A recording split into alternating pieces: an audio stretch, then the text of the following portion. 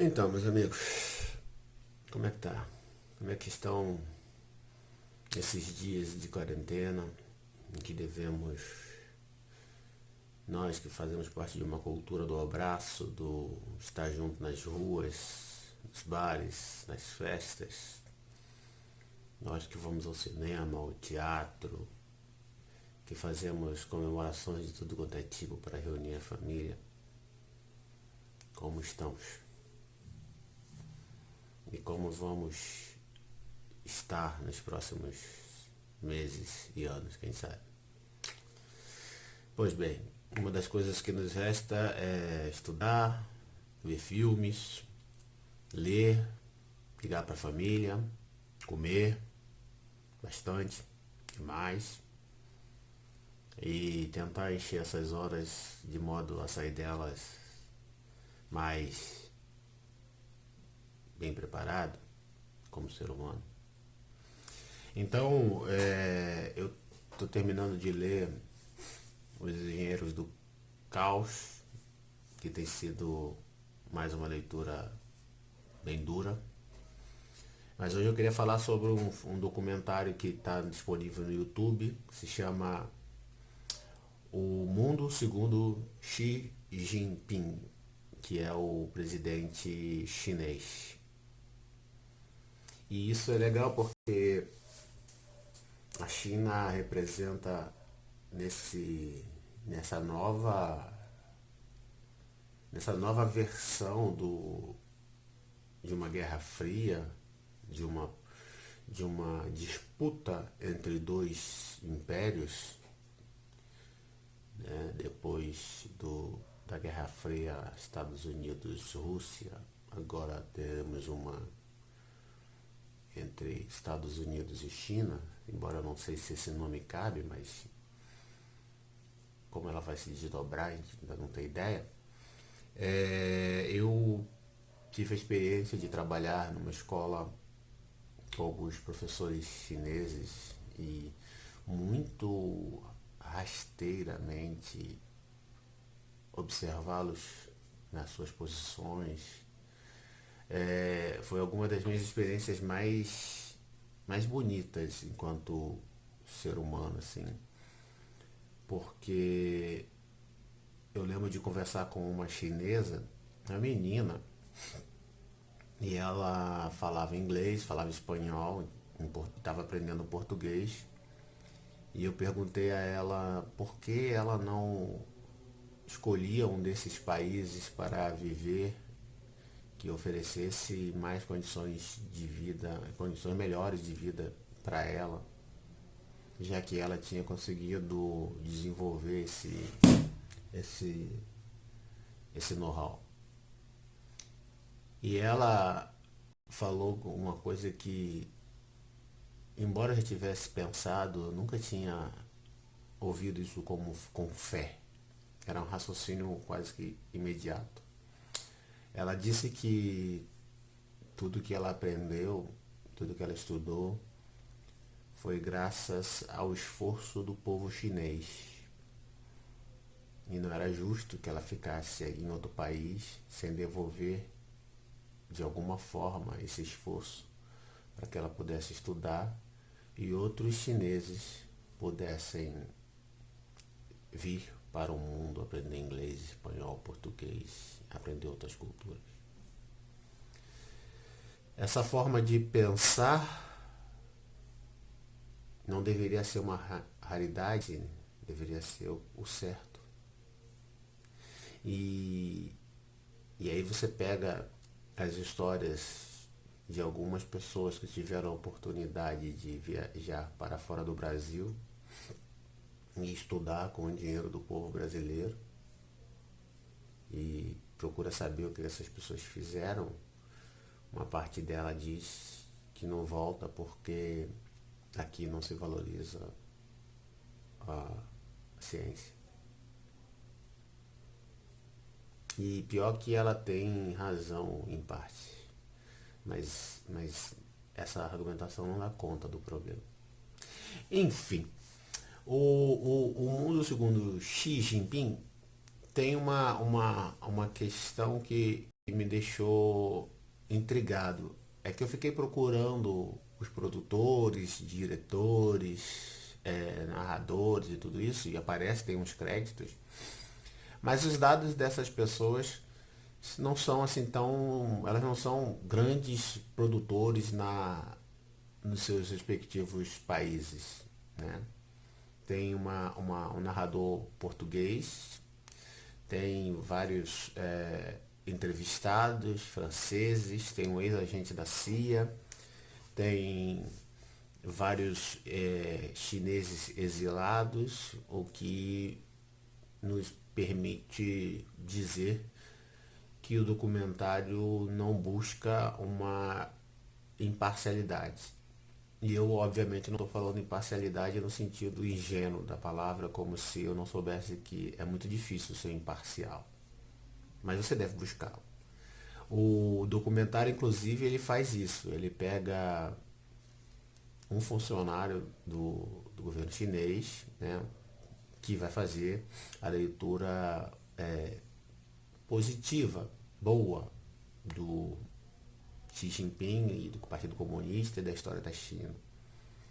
E ele pega um apaixonado, um nacionalista ferrenho pelo chinês, que também faz uma leitura quase que histérica dos acontecimentos e profetiza que em 2045 a China, em termos de armamento, será maior que os Estados Unidos. Diz que é inevitável. Se for isso, eu não sei se melhoramos o mundo com esse tipo de conquista. Por outro lado, a maior parte dos entrevistados tem uma leitura negativa da história de Xi Jinping. E isso é interessante porque os entrevistados, eles representam países capitalistas. E as críticas que eles vão fazer a Xi Jinping, na verdade, elas fazem parte dos nossos elogios. O que eu quero dizer com isso? Xi Jinping passa dos 15 aos 22 anos trabalhando no campo, nas áreas mais pobres do seu país. Ele vem de uma família, da família real, mas o seu pai cai em desgraça com o presidente anterior, o ministro anterior, e como castigo eles são execrados e acaba que Xi Jinping vai viver nessas regiões com 15 anos. Mas isso deveria ser importante para a gente, enquanto capitalistas, porque Xi Jinping então tem que sair lá de baixo e conquistar com a sua inteligência, com a sua obstinação, com o seu planejamento, ou seja, tudo que a meritocracia nos vende, os espaços que a sua família perdeu. E é isso que ele faz. Ou seja, isso de acordo com a nossa estrutura da meritocracia, né, sendo que a nossa meritocracia, ela é, obviamente, no Brasil, ela não tem nada a ver com isso, mas vamos esquecer isso. Mas é um elogio, né? E ele faz isso, então ele sai do campo aos 22 anos, volta para a cidade, continua estudando, e depois de ser rejeitado várias vezes no Partido Comunista, ele é aceito e começa então o seu programa, seu processo político dentro do país, seu crescimento político dentro do país. Mais uma vez, qual é a escolha de Xi Jinping? Ele sai da cidade e vai iniciar sua campanha no interior onde ele trabalhou, junto com as famílias pobres. Se a gente pensa num crescimento desde a base, é isso, né? Não tem a herança financeira que faz a diferença no nosso capitalismo. Mas não é ela que a gente pede para discursar, para servir de exemplo. No nosso capitalismo, a gente pega aquele cara que tem uma história mais difícil e venceu para que ele apresente-se como uma possibilidade dentro do capitalismo. Enfim, o que eu estou tentando dizer é que a crítica feita a Xi Jinping Na verdade, se fosse um membro de um país capitalista como Estados Unidos, Inglaterra, França, seria na realidade elogio. E acho que é isso que o documentário se perdeu. O que me faz pensar também que o que era para ser uma peça crítica se transformou numa peça de publicidade para uma leitura mais menos rasa, né? Então, e aí nós temos um problema, porque, claro, uma coisa é a ideia do capitalismo entre empresas. Outra coisa é a ideia do capitalismo entre nações contra empresas. O que eu quero dizer com isso? Sabe-se que a força de trabalho chinesa é denominada, é direcionada pelo partido. Então é por isso que eles são capazes de produzir milhões de máscaras em 2 dias, 5 dias, um dia. Porque você consegue mobilizar o país inteiro para aquilo.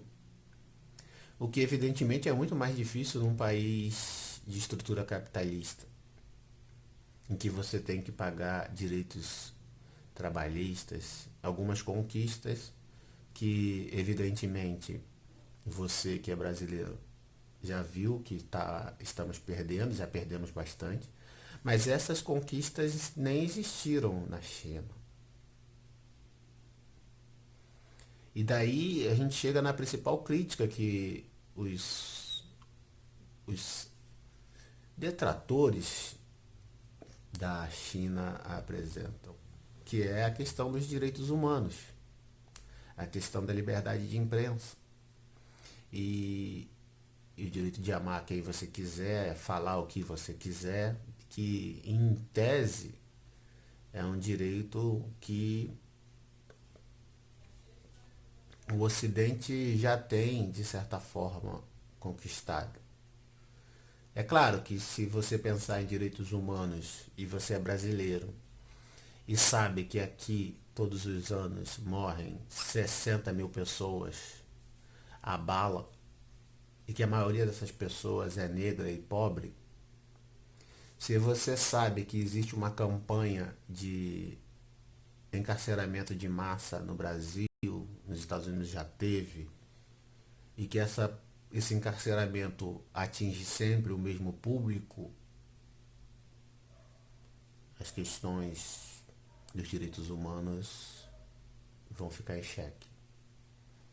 Se você imaginar que no Brasil 5 famílias, 6 famílias dominam, ou pelo menos dominaram, a, os meios de comunicação durante 30, 40, 50 anos e construíram assim uma relação muito profunda com o poder político, então o direito à liberdade de expressão, que é sempre chamada a depor quando ela é utilizada contra os direitos da maioria, ou para a manipulação de resultados eleitorais, por exemplo, para que determinado grupo entre no poder ou mantenha-se no poder, e etc, etc, etc. Então também a liberdade de expressão, que só te dá direito a elogiar torturadores, a humilhar mulheres, humilhar os mais fracos. Também essa liberdade de expressão tem uma dimensão que deveria, pelo menos, ser um problema para a gente. E claro, se você pensar nos falsos positivos colombianos, né, em que o governo criou prêmios para os policiais que matassem narcotraficantes, milicianos, etc, etc. E de repente os policiais começaram a matar a população civil e forjar autos de resistência, que não tem esse nome lá, para receber a premiação. E se você pensar que isso acontece no México também, ou aconteceu no México também, a coisa dos direitos humanos ficaria muito complexa, para dizer o mínimo.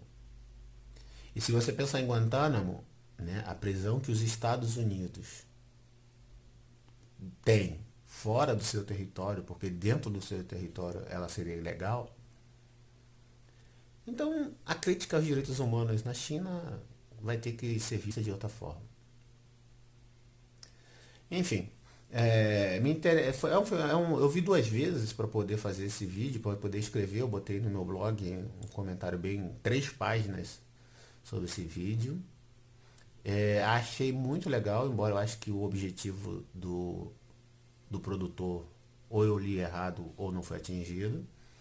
E uma das coisas que me chamou bastante atenção, não sei se vocês vão lembrar, em Black Mirror tem um episódio que eu não lembro agora o nome, em que as pessoas elas recebem pontos de acordo com como elas são avaliadas nas relações que ela tem no dia a dia. E o documentário diz que os cidadãos chineses eles têm 1.000 pontos que podem aumentar ou diminuir conforme o comportamento deles. Então, se eles atravessam na faixa, recebem 1 ponto. Estou exagerando, eu não sei como é que é. Se eles atravessam fora da faixa, outro ponto, etc, etc. Ou seja, é a sociedade sob controle total.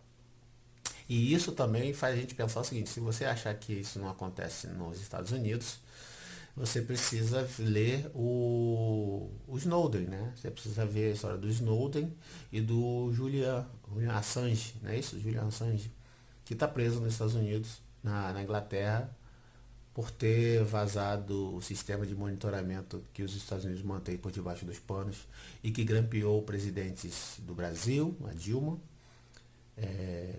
ajudou a muita coisa, não? A primeira-ministra alemã, enfim, todo mundo foi grampeado pelos Estados Unidos. E claro, como são os Estados Unidos, o que eles tiveram que responder por isso? Nada.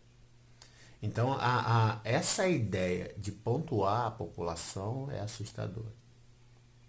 Uma outra coisa que me impressiona na China, e aí eu não estou falando nem do documentário, mas é a questão cultural, evidentemente, é que enquanto no Brasil nós temos uma população idiotizada, infantilizada, que as crianças de 20 anos continuam crianças, 25 anos, um pai, presidente da República, diz: o menino perdeu a mão, claro, quando é o filho do presidente da República é um menino. Quando é o filho de um trabalhador ou de alguém muito pobre, é um marginal. Mas enfim, esqueçamos isso. A questão dos punidos, né? Quando alguém comete um crime ou se desvia da lei, o fracasso não é apenas dessa pessoa que se desvia da lei, é da sua comunidade, do seu clã. E isso é preocupante por um lado. Mas se a gente pensar, por exemplo, nos homens que roubaram o Rio de Janeiro, a família do Sérgio Cabral, ele está preso, mas os filhos não vão precisar se preocupar com a vida até a sua 10ª geração. Como é isso? É claro que eu também sei que justiça não é igual a legalidade. O que está dentro da lei não necessariamente dá conta da nossa sensação de justiça. Mas é interessante para a gente relativizar o discurso anti-China que está sendo criado. Vale muito a pena assistir. O Mundo Segundo Xi Jinping está disponível gratuitamente no YouTube, mas eu vou deixar o link, também se pode sumir, né? Enfim, procura aí no YouTube, tá bom? Até mais, a gente se vê.